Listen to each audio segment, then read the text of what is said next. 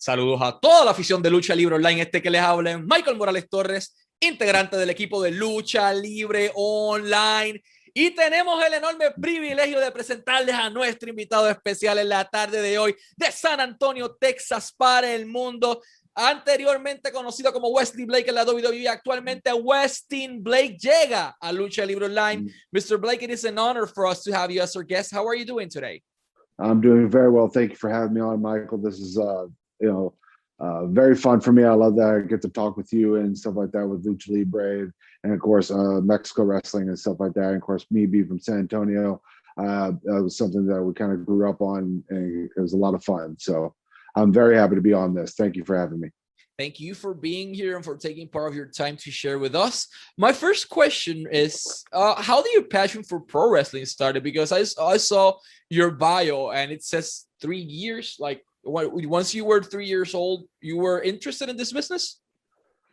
Very much so. I grown up, my very earliest memory of childhood is me watching wrestling with my father and my two older brothers and sister. That was always my family being from Texas and stuff like that. We, my dad grew up loving wrestling, so it's kind of been handed down from me. My dad used to run track against the Von Erichs there in Texas, and then he grew up watching the Funks and the Von Erichs and stuff and the Freebirds, and so he always loved wrestling. And one of the first dates he took my mom in college was actually to the Sportatorium to watch some wrestling.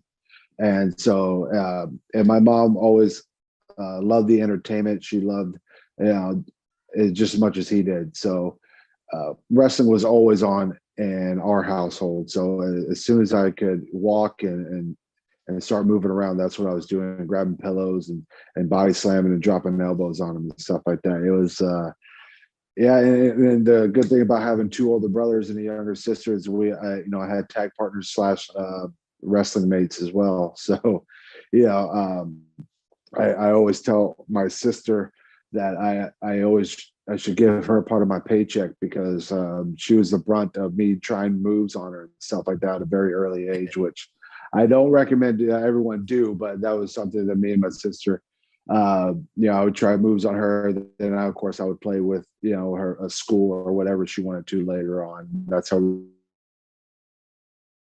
we traded off. Of course, having the two other brothers, we always wrestled my mom has a video of me.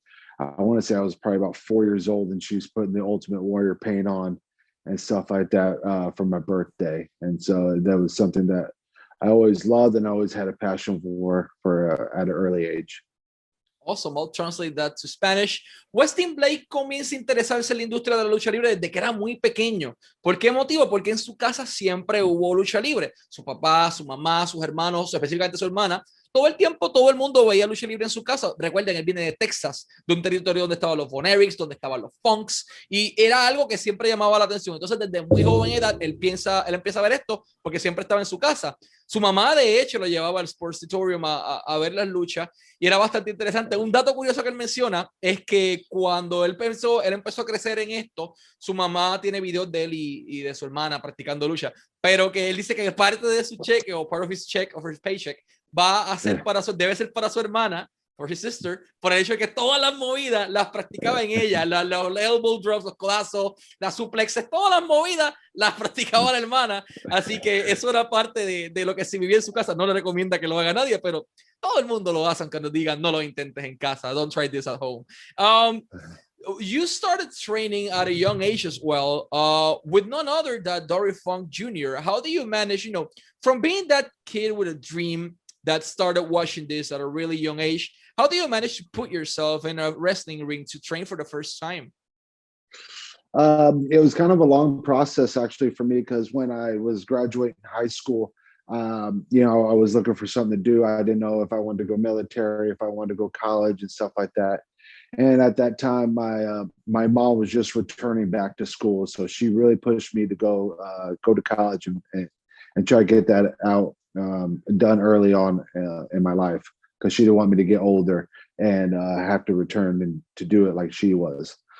So I started working and going to college. I always had a passion for wrestling in San Antonio. The school with Rudy Boy Gonzalez was there. and I sent in applications and stuff like that. I got a call and text message him, but he just never returned my call, or I never heard from him. And I tried for a couple of years to do that, and just never heard from him. So I continued to go to school and work and stuff like that. And it wasn't until my father moved to Florida, and I was talking to him one day, and with college, I was getting close to graduating, and he just asked me kind of what I want to do and stuff like that. And it was just telling him that I still want to be a pro wrestler. I still want to do. I want to give that a shot, and he gave me a call a couple of days later, and he saw Dory Funk Jr. at the gym. And so he got to talking with him, and he's the one that kind of got me and Dory talking, a meeting of the minds type thing. So I talked to Dory. I just told him it was like my last semester of college, and I really wanted to pursue pro wrestling. And Dory said, well, come on over. And so I graduated that Saturday. I walked the stage, and that Sunday I packed up all my stuff from San Marcos, Texas, because I went to Texas State University, and I drove all the way to California, about 18-hour drive, and went there and started training that Wednesday to become a pro wrestler. And so had my first match that Saturday, in front of people and stuff like that. Dory was a big advocate on, the only way you're going to learn is if you get out there and do it. And that was so one of the great things that Dory taught, and one of the things I'm blessed to be with, for him to teach me as well. I'll translate this interesting story to Spanish. Wesley Blake no sabía qué iba a hacer con su vida una vez se graduara de high school. No sabía si quería ir a college o universidad, no quería si quería irse a la milicia o al army en aquel momento. No sabía. Toma entonces, pero siempre estaba en el mapa y en su mente lucha libre. Él aplicó en varias ocasiones para una escuela, pero la respuesta siempre fue no. Entonces, ya estando, dándole un poquito adelante el tiempo, ya estando en college, en su último año, consigue contacto con Dory Funk Jr. De todas las personas, Dory Funk Jr.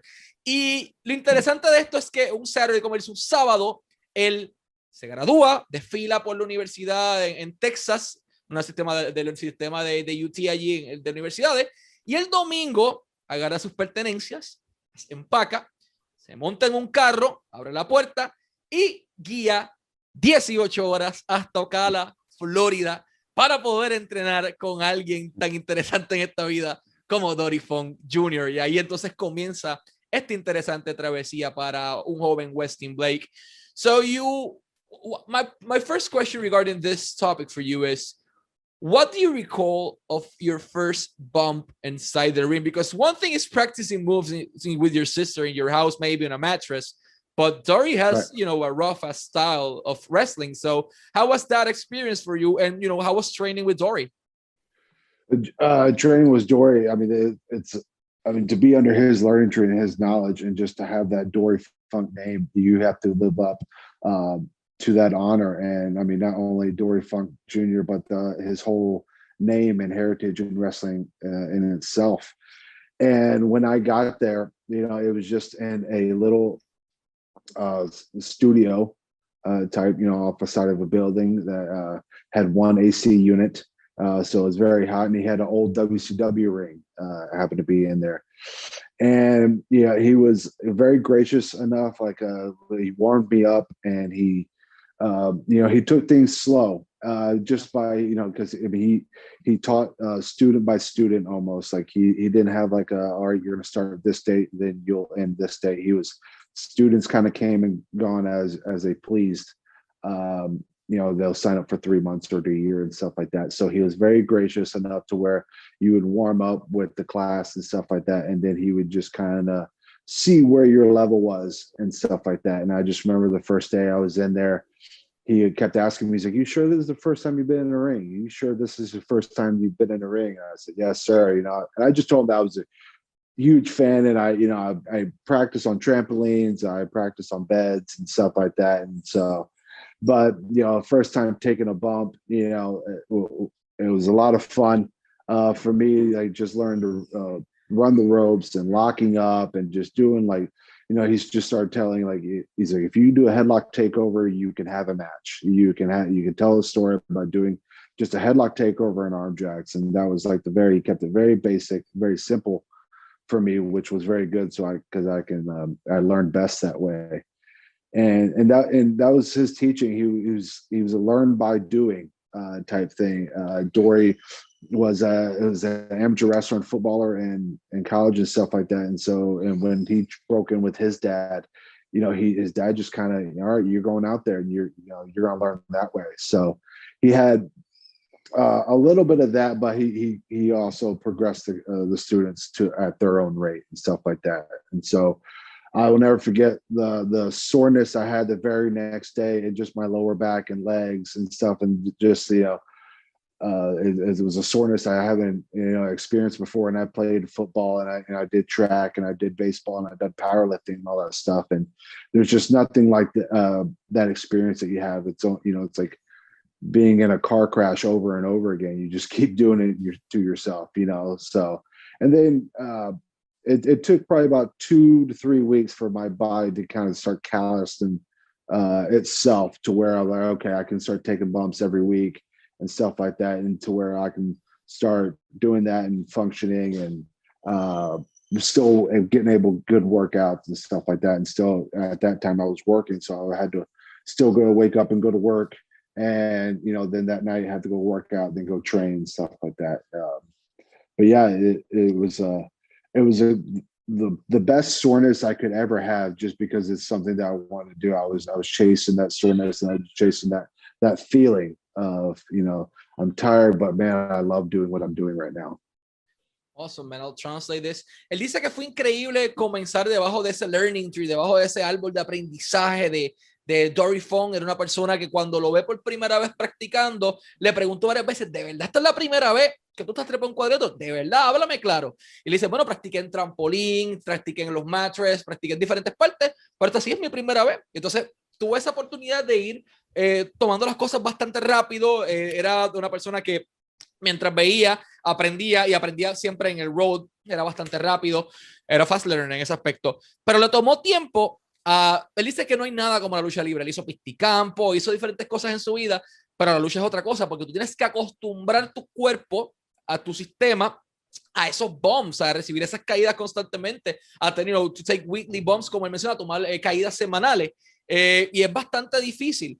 Lo importante de esto era hacerlo sin estropearse lo suficiente, porque al otro día él tenía que trabajar. Todavía él estaba trabajando de manera regular, y eso fue un poco de la travesía de Wesley Blake en la escuela de Dory Funk Jr. After you graduated from Dory School, you had the opportunity to have a few matches, but a particular one I want to talk about is unfortunately Jerry Lawler suffered a heart attack in 2012. And his return match, man, his freaking return match to the ring, Wesley Blake, May 2013. How do you manage to, to stay focused, to avoid marking out like he's Jerry freaking Lawler? How do you manage to work that match with him? Oh, what talking about a wild and humbling experience, because, at that time, of course, everyone saw Monday Night Raw, Jerry go down, his heart condition and stuff like that. So, and of course you feel for him. He was a legend in this business, and he's done so much, and he was able to, what he's done with commentating and outside the ring. And, just like pop culture wise, I mean, back in the 70s and 80s and stuff, like he was a huge name, huge draw and stuff like that. And when we were told, like, Jerry Lawler's first match back was going to be there at the Dory Funkin' Conservatory, we were just ecstatic.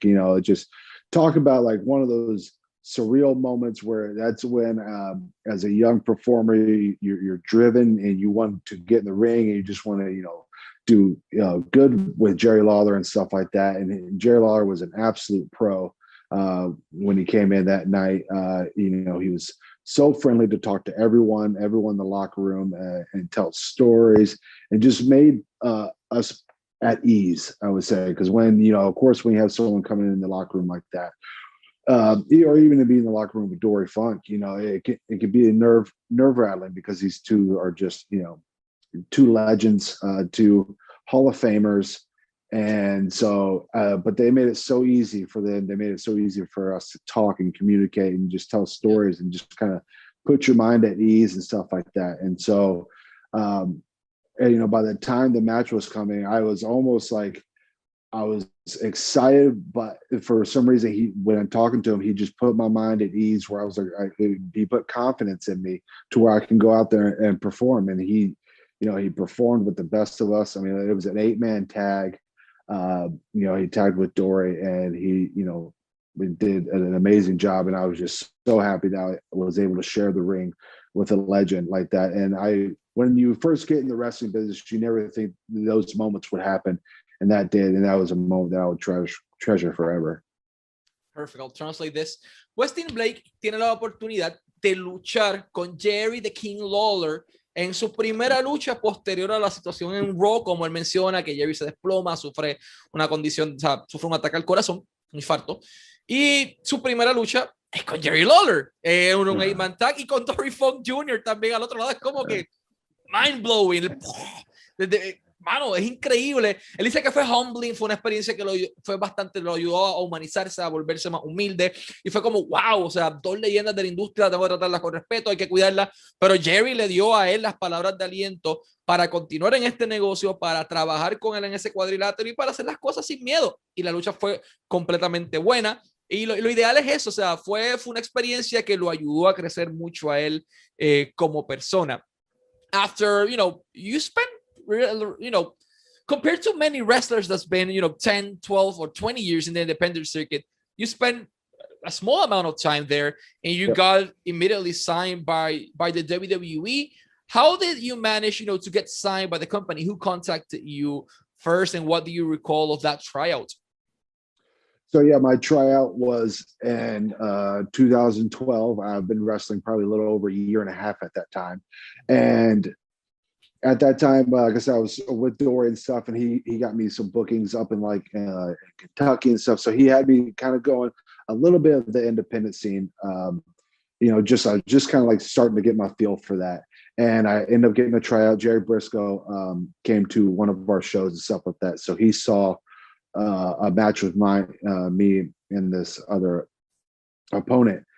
And after that, he said, "Yep, I'll put your name in. We'll get you a tryout." I had a tryout there at the old FCW arena. The Performance Center wasn't being built yet, and so we had the tryout. It was a 4-day tryout there in Tampa, and that was just, there were 75 people there, and I want to say that's where I met Buddy Murphy. It was at that tryout. That's where me and Buddy kind of kicked it off. Sparked with having friends, because at that tryout, out of the 75, there was one contract being guaranteed, and at the end of the tryout, Buddy Murphy was the one that got the guaranteed contract that he was getting signed. And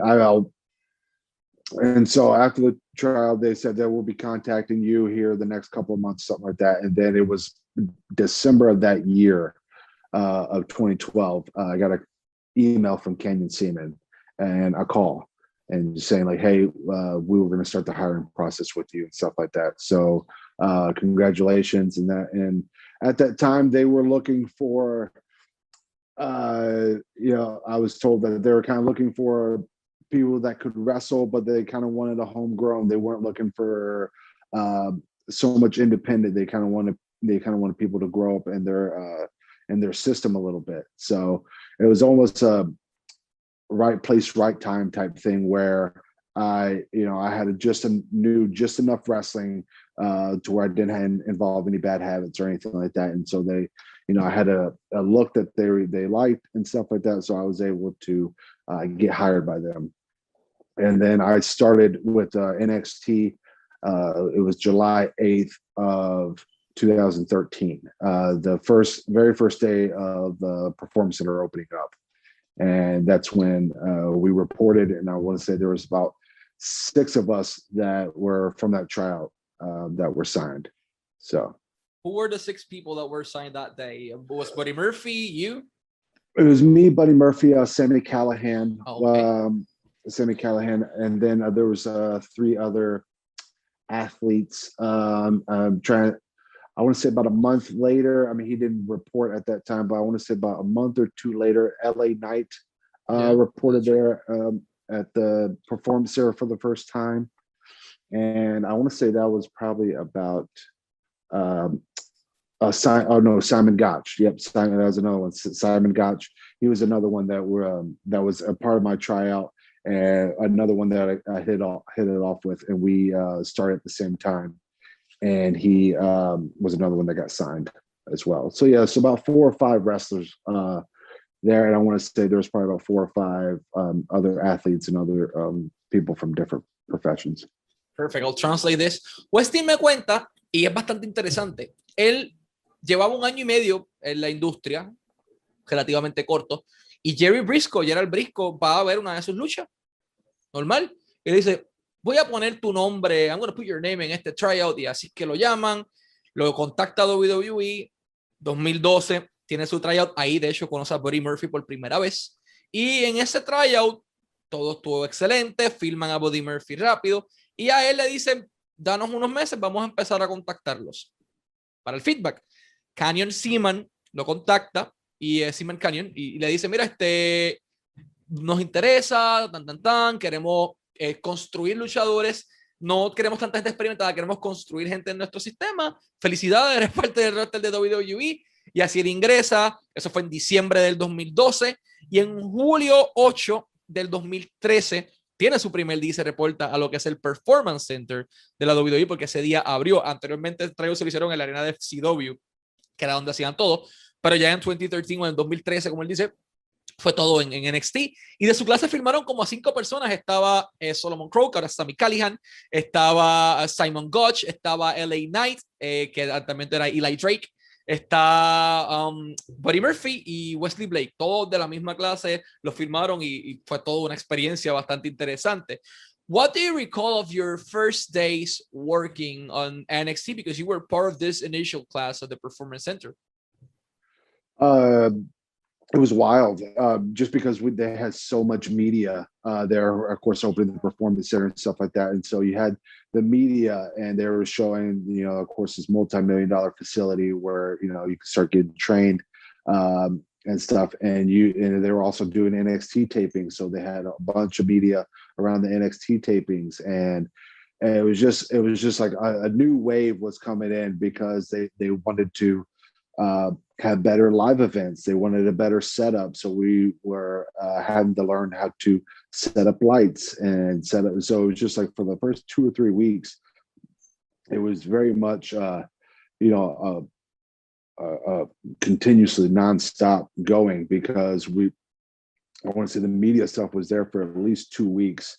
So, I mean, you would be at the Performance Center 8 o'clock that morning, and sometimes you wouldn't leave till later on that night, just from the media being there, and you, of course, training, and then, of course, you getting a workout and stuff like that, and then you getting called over Full Cell, and, people were just getting pulled from all different directions, and they were just trying to get as many eyes on the Performance Center as they could. Because that was WWE NXT's like little pride joy, and which was a big, beautiful structure that they built, and that was able to help so many superstars in there. And so the first, probably the first month was just crazy scheduling. You didn't know, you would show up early, kind of leave late type thing, and just like learning the ropes. As all the media and stuff is, you're still a guy that had to, go to live events and set up rings and, watch matches and do other things. So you're kind of a man of multiple hats. If they're told, if the media was coming, they're like, hey, we need you to go into the green room and cut a promo, or, hey, we need you to go into the weight room. We need you to lift some weights. So you were kind of getting pulled from all different directions. And so it was just a whirlwind when you first got there. And then, it probably didn't settle down until probably after about a month after the Performance Center opened. Perfect. I'll translate this. It's actually really interesting, because at least I didn't know that's how it worked before. Let me translate this. En el caso de Wesley Blake, en aquel momento era Westin Blake, nos cuenta que él empieza en esa primera clase del Performance Center y en ese primer día todo estaba lleno de media, todo estaba lleno de medios de comunicación. Tenías entonces a un lado haciendo ejercicios, tenías al otro lado atendiendo media, después de momento te metían al green room a hacer promos y a hacer diferentes cosas y a grabar video. Era una locura. Entraba bien temprano, extremely early, te iba bien tarde, you get out extremely late. Y era bastante complicado el proceso, era fuerte, era bastante arduo, pero esos eran los primeros días y así era que funcionaba. Ese primer año en el Performance Center, mucho trabajo, trabajo constante con todo el mundo. Y la idea era esa misma, como él menciona, tratar de perfeccionar a cada uno de ellos e ir construyéndolos poco a poco dentro del mismo sistema de NXT. You mentioned that you met Murphy at the tryout, but who decided to pair you up with him once you made your debut in NXT? So yeah, that was probably, I was going into work one day, and at that time we were, we were both kind of floating. I was doing a cowboy gimmick at that time, and I was told that I did that for probably about 6 to 7 months, and they just kind of told me, like, listen, we don't want a cowboy gimmick. It's kind of overdone. We just don't want that. So you need to find something else. And so, and I want to say at that time, Buddy was working. I think he just broke his jaw. And so he's been out for a little bit. And then he was just starting to come back. And I was just going to work one day. And Matt Bloom, who's now the head coach, but back then he was commentating. He was just coming down. He was commentating, and he was also doing some assistant coaching. So he would, I was walking in, and he pulled me up to the side. He goes, "Hey, have you ever thought about tagging with Buddy Murphy?" And I said, "No, I would love to." Me and Buddy Murphy, we always hit it off. Once we got there, we hung out. We would go out to eat regularly. We would go out together, on the town. We would, travel to shows together. So, I mean, me and Buddy, we already had like a friendship going there.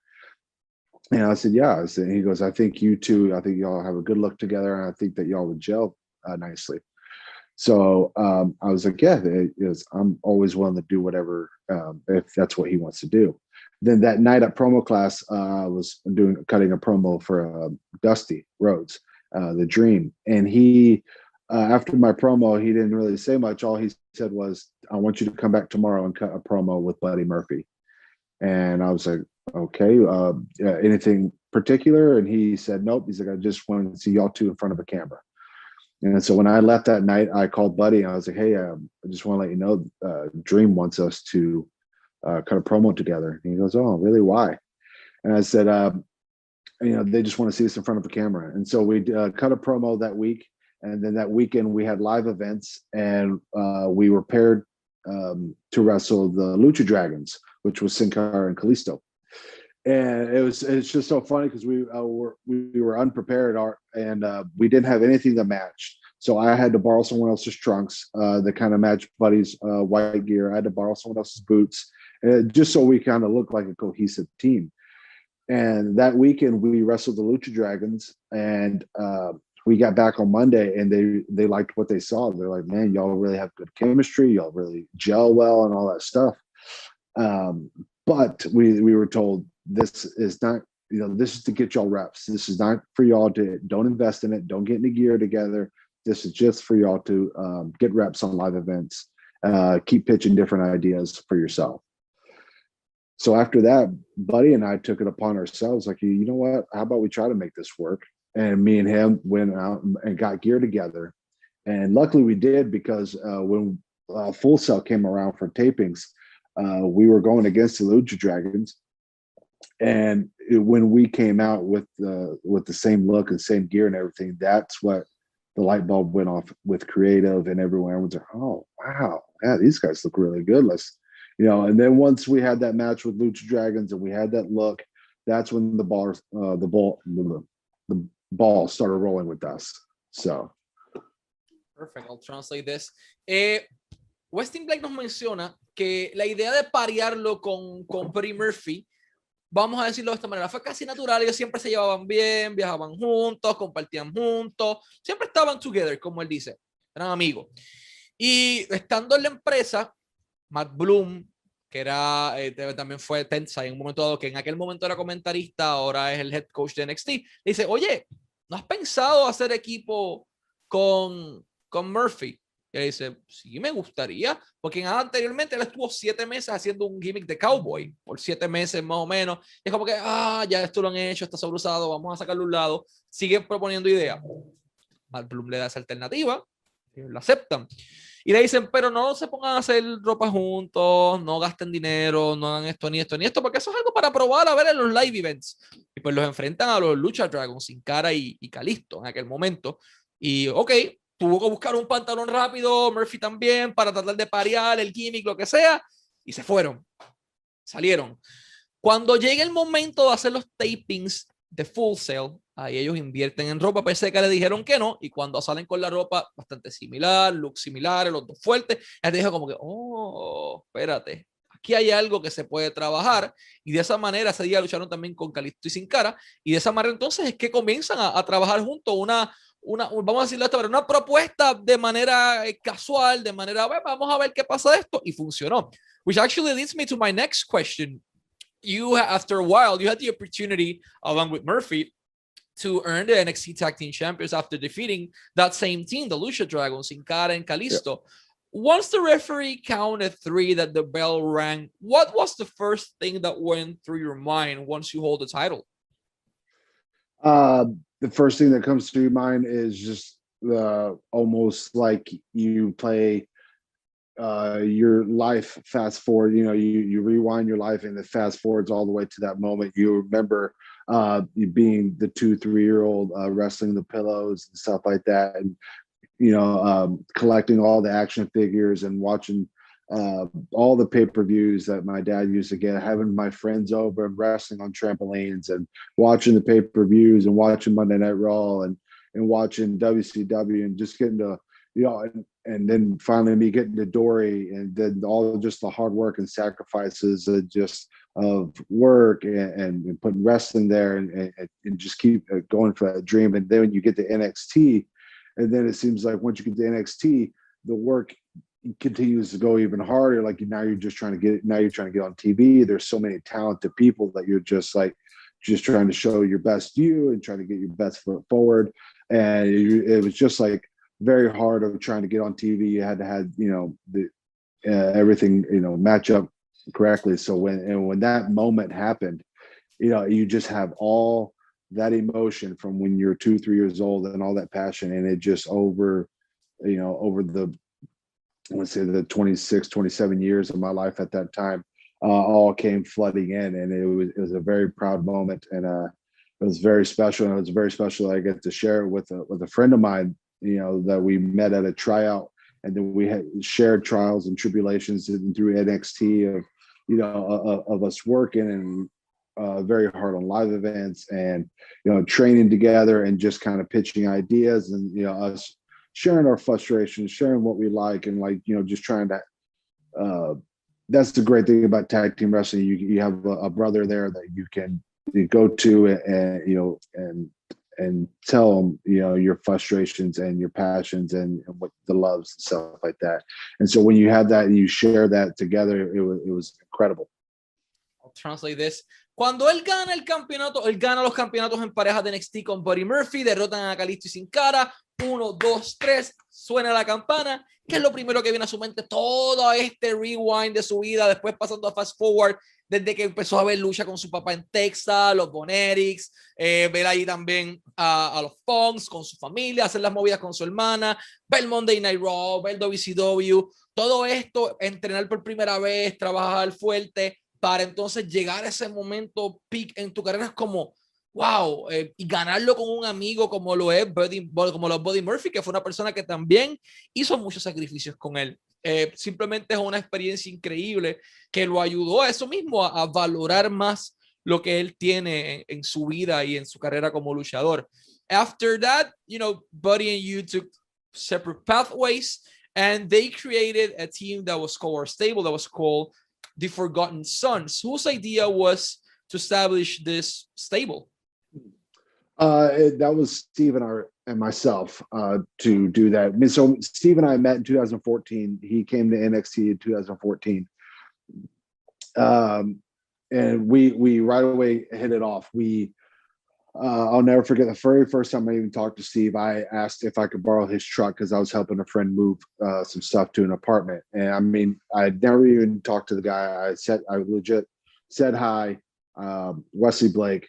May I borrow your truck? And without hesitation, he says, "Yep, no problem." That's so that night, for paying him back, I took him out to dinner and we had a couple drinks and stuff, and then our friendship kind of hit it off. And during the whole buddy and myself time, he was right there in the car with us. We would ride the shows together, we would do stuff together, and so we had like this bond and this kinship and stuff like that. And so once me and Buddy split, of course, Buddy started going like 205. He started getting really lean, getting really good shape. And I was just trying to find my heel spot in NXT. I was just trying to become a top heel and just trying to find my ways to get on TV as best I could with that. It wasn't until at the end of 2016, NXT had an Australian tour. We had an Australian tour, then it would come back, and I think we did California, and then we did Vegas to end out the year. And during that Australian tour, I was told the gimmick that I was doing, which was Beautiful Blake, you won't be able to do that anymore. We have another person that's going to be doing a gimmick similar to that in Velveteen Dream. So we need you to find. He's like, you can do it this tour, but once we get back. After the new year, we need you to find something else. And once we landed back in the States, the very first thing I did was call Steve. And I just told him, like, hey, would you like to tag with me? Would be serious? Because I just got told they don't want me doing this gimmick anymore. And right now I see the way I see the tag division right now, and I see it kind of transitioning. And I think me and you could really implement ourselves as a top heel tag team. And I mean, he jumped at it. Yes, of course. That's the first thing he did. So when we got back, we just started, the wheel started turning, and we started pitching stuff towards creative, towards Triple H. We were trying to get in front of many as we can. We have performance center shows that we do. They send up to creative and stuff like that, so people kind of see like, hey, this is what they're working on. We went on that shows, and we started kind of doing live events together and stuff like that, so we could really fine tune. And we had a blast. Steve Cutler is the godfather of my children, and so he's very much a brother. And we just had like that kinship, and that's when wrestling just kicked off on a whole new level of fun when me and him started pitching the Forgotten Sons. And I think that's one thing we hold our heads up high about, because that was something that we pitched. It was kind of our idea. We came up with different aspects of it, and and they kind of took it and made it their own and ran with it. Perfect, I'll translate this. ¿Cómo nace el grupo de The Forgotten Sons? Es algo que Steve Cutler, actualmente Steve McLean, y Wesley Blake proponen a la empresa. En aquel momento él estaba haciendo un personaje que Triple H y el equipo creativo le dicen, mira, ya no puedes hacer más esto porque se parece mucho a lo que vamos a hacer con Velveteen Dream. Aquel momento había un tour en Australia, van a Australia, van a California, van a Las Vegas y hacen todo este trabajo. Antes de eso, él no conocía a Cutler. Él necesitaba hacer una mudanza en su apartamento. Cutler tenía un camión, un truck, y ahí entonces le dice, mira, préstame tu camión un momento para hacer esto. Le dice que sí, y como además de gasolina y todo, para darle las gracias, pues lo invitó a comer, darse unas cervezas y todo, y ahí entonces nace esta hermandad entre ambos. A partir de eso, ellos entonces comienzan a proponer diferentes ideas hasta que sale esta alternativa de The Forgotten Sons, que ellos la proponen al equipo creativo de NXT, hasta que el equipo creativo de NXT dice, ok, vamos a irnos con eso, la cogen y entonces la hacen suya y empiezan a hacerle modificaciones. Pero de hecho, la idea original fue de Wesley Blake y de Steve McLean en aquel momento.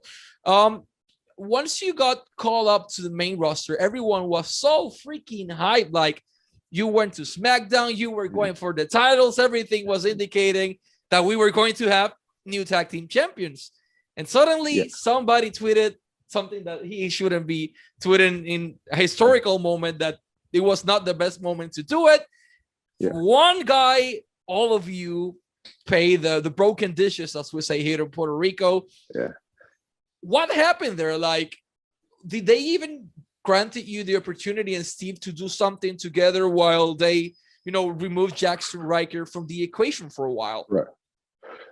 Yeah. So, I mean, first of all, when Steve and I pitched the Forgotten Sons, we were doing more Sands of Anarchy type stuff, and they WWE was the one that kind of put Jackson Riker with the Forgotten Sons. So that was their kind of creative. Like, they liked what me and Steve were doing. They just thought we were missing something. Like I said, we had a debut match in Atlanta, and he, which ended up getting scrapped. And then after that, that's when they implemented Jackson Riker. And then, and so we had a good time with Riker, and we had a great thing going down at NXT. And like you said, we get called up to SmackDown, which all three of us were very excited for. We were very happy, because now we can kind of chomp at the bit. That's where we wanted to get to. We wanted to get to the main roster. Triple H, when he told us, he's like, we need a trio heel, so we can go, we have people going against New Day and Bloodline, like Roman and the Usos. And so we were super excited, thrilled that we were going to get to work with these people. And then, like you said, the tweet happened about a month into our run there in SmackDown. And with Steve and myself, I was at home, and I get a bunch of text messages from the boys in the locker room saying, like, hey, Riker tweeted something, you need to kind of see what's going on. So me and Steve messaged him in a group, hey, just let you know, Riker, you're getting heat from the boys. Maybe you should take this tweet down. But Riker stuck to his guns. He said, no, there's nothing wrong with this tweet. I'm not going to take it down. And as a man, I was like, okay, I respect that. But me and Steve, we had to put our own views and our own stuff. So we each made a statement via tweet, saying like, these are his kind of views, here's our view type thing. So we kind of stood alone on that. And then we went in the next day to the Performance Center to kind of make amends on our half. Just kind of like, hey, those are his thoughts and feelings and stuff like that. And, it doesn't reflect on us. And when we went to the Performance Center, we were told by creative, like, listen, this is not going to hurt you. This is not going to change creatively. Like, we're gonna give it a couple weeks, let this blow over, and then we'll continue on with you and New Day. And so we were just like, okay, that's fine. That sounds good. We'll let this blow over. We went to the locker room, talked to the boys, and everyone seemed to be okay with it. And it was probably about a week later, I get a text from Big E, and Big E says, like, hey, we just got told we were going to start going to Cesaro and Shinsuke. And that's when it got shifted towards Cesaro and Shinsuke. So me and Steve, we were very honest with Riker, like, hey, we're going to pitch some ideas, and some of those ideas we may, exclude you out of. Like, it just may be Steve and myself. We may do, we're just going to kind of pitch ideas where, you're kind of, out of, with an injury or this, like, kind of where me and Steve can still continue to go. But that didn't happen. They, after about a month or so of me and Steve pitching, we finally got a call saying, like, all right, we're going to bring all guys back. We're coming back as a trio, but we're going to change your look up. You're not going to come in as the Forgotten Sons. We're going to give you all a different look and kind of different vibe. And so we were like, okay, that's fine. And then after a month of texting and trying to pitch ideas of a different vibe, we didn't hear anything, and so we're like, okay. And then it wasn't until December where Riker got a call saying that he's been moved to Raw. And so when he went to Raw, then it was freed up me and Steve, because we were still on SmackDown. And so that freed up me and Steve, and that's when me and Steve started pitching ideas. And then eventually they got Steve and I with Baron Corbin with the Knights of the Lone Wolf. And yeah, and when I'm talking to Riker since that day and stuff like that, he has apologized. He said he never meant for that tweet to affect my livelihood or Steve's livelihood and stuff like that. So, you know, that's, yeah, that tweet was like I said, something that he felt on him that he needed to tweet. And so we just try to separate ourselves as best we could with it. And ultimately, we all got broken up for it. Okay, that this unfortunately happened. And my question for you is, yeah, unfortunately, Steve got released. And after that, you got your release as well. But not the guy who made the tweet. Don't get me wrong. Jackson is a hell of a wrestler. He's a hell of a performer, looks good in the ring. He can sell basically any move as well. But the person that raised this hell was not the person released, but you guys were. Why do you think the company took the decision to part separate pathways with you specifically? I can't shine a light on anything. I don't know. That's just the way the company went. That's on what creative, and you know, ultimately that's where the company just went with us. I think once we kind of got back, I think all three of us, for whatever reason, we were kind of skating on thin ice with hot blades. And then Steve ended up getting COVID. And once he got COVID, after his 2 weeks were up of quarantine, you know, he got a call saying that creative had nothing for him. So he was obviously released. And at that time, we were doing the Knights of the Lone Wolf. So we just thought that was very odd that we were kind of in mid character with Baron Corbin, and he get released, and not myself as well. If there was no creative direction for us. So me and Buddy, we started talking again, and we started pitching ideas for us to kind of get back together on SmackDown. And but unfortunately, we pitched ideas, and we were going to go in after Mania, and he was going to talk to some of the creative people, but I got released beforehand. And yeah, like I said, I did everything I could do to present myself in the best way for the company to use me however they saw fit.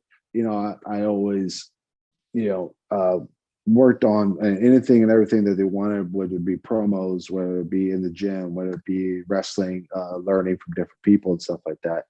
And it just so happened that they released Steve and I, and Riker is still there. And that I don't have a real answer to that. Is, that's just where the company wanted to go. I'll translate a little bit of everything of this information, because it's a lot to process, man, for you as a talent and for us as well. Wesley Blake me dice, ok, cuando Jackson Ryker pone el tweet que todos sabemos que puso, la empresa le dice, bueno, no vamos a tener, ustedes no van a tener problemas creativos por esto. Los muchachos empezaron a quejarse en el camerino, le enviaban mensajes a ellos diciéndole, mira, Jackson puso esto. Westing y Steve le dijeron, baja el tweet, borre el tweet. Jackson dice, no voy a borrarlo. Lo respetan porque se ha sido firme en su decisión y en su creencia, pero eso les trajo problemas a ellos. Entonces llega el momento en donde no van a afectarlo, pero le dicen a Biggie, mira, pues van ahora a estar trabajando con Shinsuke Nakamura y Cesaro. Cambia completamente la dirección, lo echan a un lado, y entonces a Jackson lo vuelven a utilizar, pero lo envían a Raw, le dan la llamada. ¿Qué pasa con ellos? Los ponen en SmackDown, y después de un tiempo empiezan a utilizarlo como la corte del Rey Corbin en aquel momento, y es bastante complicado porque eso afectó su posición. Un solo tweet de Jackson Ryker les afectó a ellos enormemente. Jackson se disculpó con ellos, habló con ellos aparte, le dice, mira, yo nunca pensé que mi tweet les iba a afectar a ustedes en sus carreras, en sus vidas personales, lo siento, pero ya el daño estuvo hecho. Posterior a esto, ambos les da COVID, ambos me refiero a Steve Colder y a Wesley Blake. Llega el punto en donde dejan en libertad a Steve Colder. Lo dejaron en libertad y they got release him. Y entonces no lo dejan en libertad. Él está bien raro. Ya estando Wesley Blake en aquel momento solo, entra Buddy Murphy nuevamente al programa, entonces comienzan a proponer ideas y el pitch final iba a ser después de WrestleMania, Buddy iba a sentarse con él a hablar con los creativos de WWE para nuevamente hacer Wesley Blake y Buddy Murphy, pero lamentablemente la empresa toma la decisión de tomar el rumbo separado de quien ahora es Wesley Blake y no tuvo la oportunidad ni siquiera de proponer idea. Now the world is your oyster, man. You spent the most part of your career inside the WWE, just a year and a half in the independent circuit. Who is Wesley Blake? What does Wesley Blake wants to do? Where does he want to wrestle? What ambitions do you have inside the pro wrestling industry now that you will be a free man, I believe, in July? Yeah, I'll be free man in July. I feel like I have a lot to do, and I feel like I got a lot to show. The great thing about now is everything's starting to open back up, and the shows are starting to come back, and there are a ton of talent out there that I would love to wrestle, and they got talent everywhere. AAA, you got AEW, you got MLW, you got Impact, you got Ring of Honor, you got New Japan, you got Noah. You have all these certain, and they all bring a certain style and a certain like talent. That's the great thing about right now is I have the freedom of going anywhere that wants to use Wesley Blake. And during this time I've released like a teaser video. So I've been kind of doing some stuff. Just to kind of get my story out there and kind of get like a character that I've been wanting to do for the past 7-8 years. And so I took it upon myself to kind of get into kind of get the ball rolling and kind of see what companies want, because I feel like I have a lot to offer to any company. I feel like I still want to travel the world. I want to learn and do different styles of type wrestling.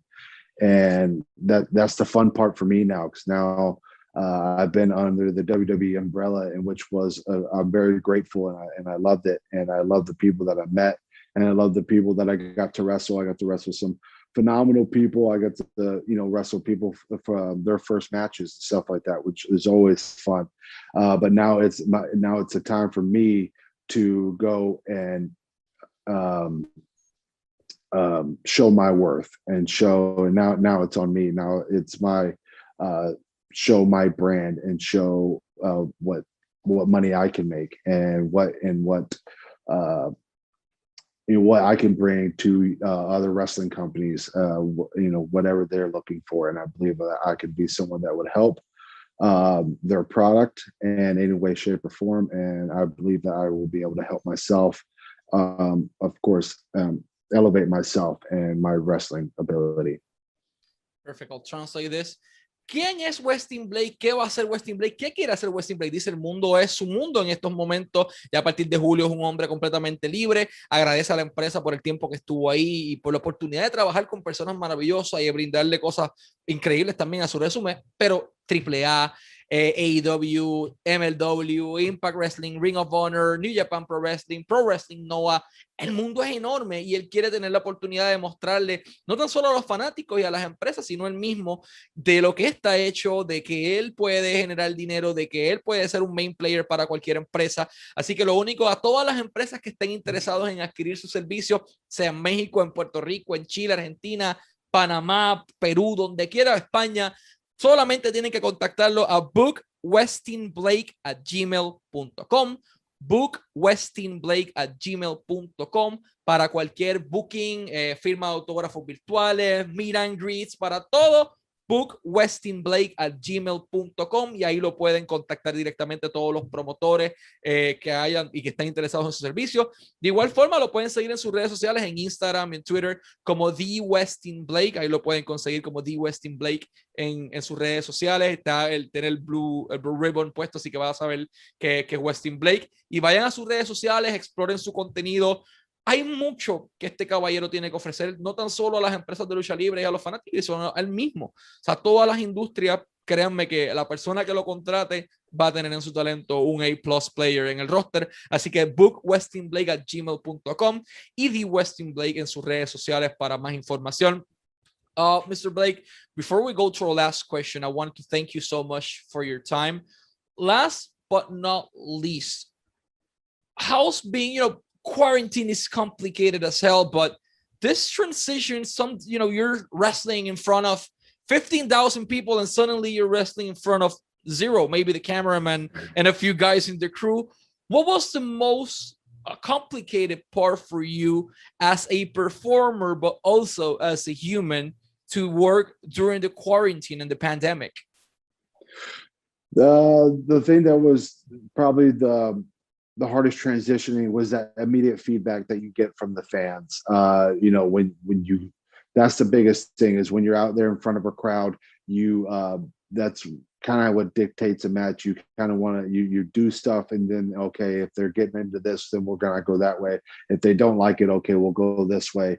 And that was a big thing with that, because you don't really know. You don't know what you're doing is working, or if you don't know what you're doing is bad, or so you just have to kind of trust in yourself. So that's what made I think people would try to become better performers, because you have to put out a certain level and a certain confidence in yourself to where what you're doing on the TV in front of the camera is translating to the people at home.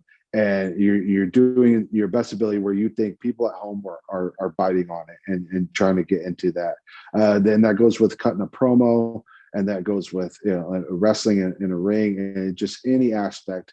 Because when you're out in front of a crowd, you get that immediate response, and like, okay, this is going to work, or that, okay, that's not going to work. We're going to change that up a bit, or do. And so that was the biggest transitioning, is you just had to have the confidence in yourself as a performer, and that what you're doing is killing it and selling it.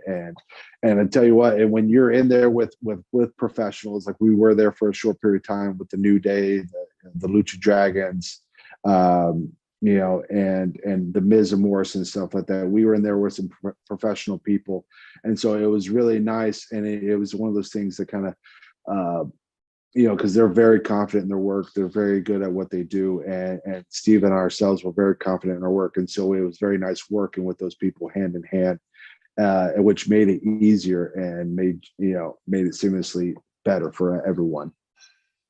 Perfect, I'll translate this. La parte más difícil de trabajar en una cuarentena, una pandemia, no tenemos fanáticos, no hay un feedback directo al hacer una promo, al hacer una movida, no hay manera de saber si estás haciendo las cosas dentro de todo bien, si al público le gusta, porque no sabe, no hay nadie aplaudiendo, no hay nadie abuchando, no hay nadie haciendo nada.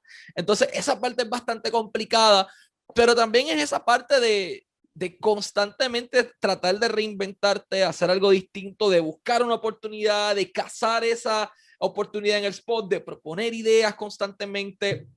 Es bastante complicado. Entonces, no teniendo público, cambia un poquito la cosa por el hecho de si no tienes un feedback inmediato, pero no es lo mismo.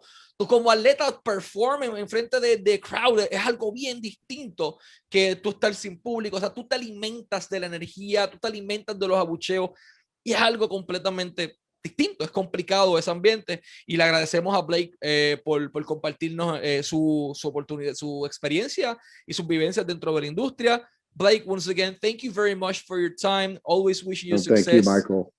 Yes. Wishes you success in your career and in your personal life, man. And let's hope to see you, fingers crossed, soon, either in Puerto Rico or in Mexico. Oh, I would love to. I would love you. Thank you, Michael, for this interview. It was great. Thank you for having me. Thank you for your time, and let's wrap this up in Spanish. Este fue Wesley Blake y Michael Morales Torres para Lucha Libre Online, la marca número 1 de Pro Wrestling y Combat Sports en español.